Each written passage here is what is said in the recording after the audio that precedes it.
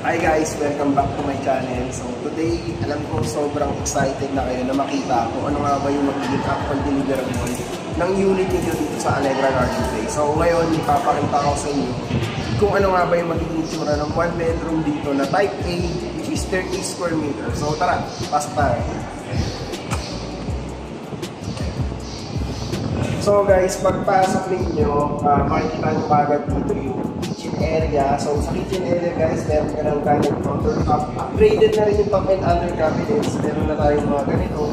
Hindi kagaya sa mga existing project na natin. No? So ayan. Okay, meron din tayo dito stainless water sink. Okay, so nandito naman yung toilet and bath guys. Ayan, sa toilet and bath meron na tayong toilet, lavatory, then shower. Okay. So guys, yung flooring natin for the 1 bedroom is nakabilid na siya. And ito naman yung area for the refrigerator. And dito naman yung area for the washing machine. So ito yung living area natin guys. Dito siya nakapreso. Then yung floor to ceiling height natin dito guys is 2.8 meters. Then meron na tayong mga fire sprinkler. Every area, no? Sa toilet, toilet, kitchen, living and dining, and sa bedroom meron tayong mga fire sprinkler.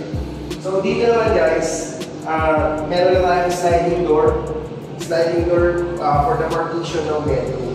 So ganito naman yung kalaki yung space ng bedroom ninyo for the 1 bedroom na type A na 30 square meter.